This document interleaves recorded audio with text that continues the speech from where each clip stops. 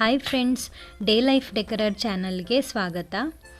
ಇವತ್ತಿಂದ ನಾವು ಮಾರ್ನಿಂಗ್ ಅಂದರೆ ಡೈಲಿ ವ್ಲಾಗ್ ಮಾಡೋಣ ಅಂತ ಪ್ಲ್ಯಾನ್ ಮಾಡ್ತಾ ಇದ್ದೀವಿ.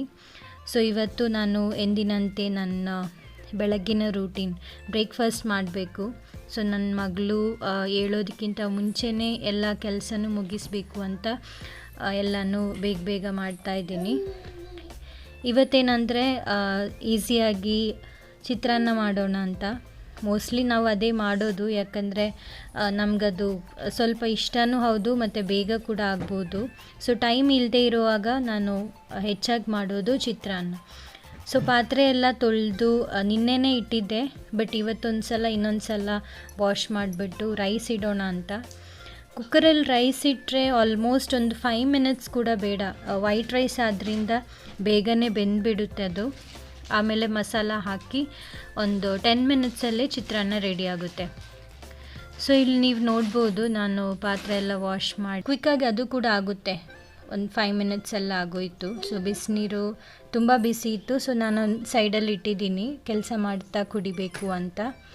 ಸೇಮ್ ಟೈಮ್ ನಾನು ಕುಕ್ಕರ್ ತಗೊಂಡು ಒಂದು ಕಪ್ ಅಕ್ಕಿ ಹಾಕ್ತಾಯಿದ್ದೀನಿ. ನಮಗಿಬ್ಬರಿಗೆ 1 ಕಪ್ ಅಕ್ಕಿ ಅಂತೂ ಒಂದು 2 ಸಲಕ್ಕಾಗುತ್ತೆ. ಅಂದರೆ ನಾನು ಮಧ್ಯಾಹ್ನ ಒಬ್ಬಳೇ ಇರ್ತೀನಿ. ಸೊ ಬೆಳಗ್ಗೆ ಬ್ರೇಕ್ಫಾಸ್ಟು ಮತ್ತು ಮಧ್ಯಾಹ್ನಕ್ಕೂ ಕೂಡ ಆಗುತ್ತೆ ಅಂಥೇಳಿ 1 ಕಪ್ಪು ಮತ್ತು ಸ್ವಲ್ಪ ಜಾಸ್ತಿ ಅಕ್ಕಿ ಹಾಕ್ತೀನಿ ಇದಕ್ಕೆ. ವೈಟ್ ರೈಸಿಗೆ ನಾವು ಯಾವಾಗಲೂ ಒಂದು ಈಕ್ವಲ್ ಆಗಿ ವಾಟರ್ ಹಾಕಬಾರ್ದು. ಒಂದು ಅಟ್ಲೀಸ್ಟ್ 1 ಕಪ್ಪಿಗೆ 2 ಕಪ್ಸ್ ಆಗುವಷ್ಟು ನೀರು ಹಾಕಬೇಕು. ಸೊ ಅದು ಕಂಪ್ಲೀಟಾಗಿ ನಮಗೆ ನೀಟಾಗಿ ರೈಸ್ ಆಗುತ್ತೆ. ಅಂದರೆ ಯಾವುದೇ ಥರ ಹೆಚ್ಚಾಗಿ ಬೇಯೋದು ಇಲ್ಲ ಮತ್ತು ಆ ಥರ ಕಡಿಮೆ ಕೂಡ ಇಲ್ಲ, ಕರೆಕ್ಟಾಗಿ ಬೆಂದಿರುತ್ತೆ ಈ ರೈಸು. ಸೊ ಇದಕ್ಕೆಲ್ಲ ಚಿತ್ರಾನ್ನಕ್ಕೆಲ್ಲ ನಾವು ಈ ಥರ ಬೇಯಿಸ್ಕೊಂಡ್ರೆ ತುಂಬ ಈಸಿ ಆಗುತ್ತೆ ಕುಕ್ಕರಲ್ಲಿ.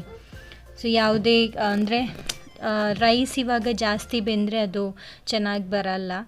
ಸೊ ಈ ಥರ ಕರೆಕ್ಟಾಗಿ ನೀರು ಹಾಕಿದರೆ ಇಲ್ಲಿ ನಾನು ಮಸಾಲೆಗೆ ರೆಡಿ ಮಾಡ್ತಾಯಿದ್ದೀನಿ.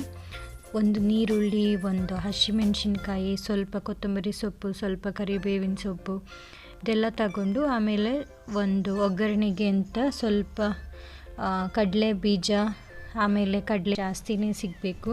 ಅಂದರೆ ಆಲ್ಮೋಸ್ಟ್ ಒಂದು 4 to 5 ಸ್ಪೂನ್ ನಾನು ಯಾವಾಗಲೂ ಹಾಕ್ತಾಯಿರ್ತೀನಿ. ಚೆನ್ನಾಗಿ ಫ್ರೈ ಆಗಬೇಕು, ಅದು ಅಂದ್ರೇ ಇಷ್ಟ ಆಗೋದು. ಸೊ ಬೇರೆ ಎಲ್ಲ ಮಸಾಲ ಕೂಡ ರೆಡಿ ಮಾಡಿಟ್ಟಿದ್ದೀನಿ. ಸೊ ಅದು ಒಗ್ಗರಣೆ ಹಾಕುವಾಗ ತುಂಬ ಈಸಿ ಆಗುತ್ತೆ ಅಂತ ಹೇಳಿ.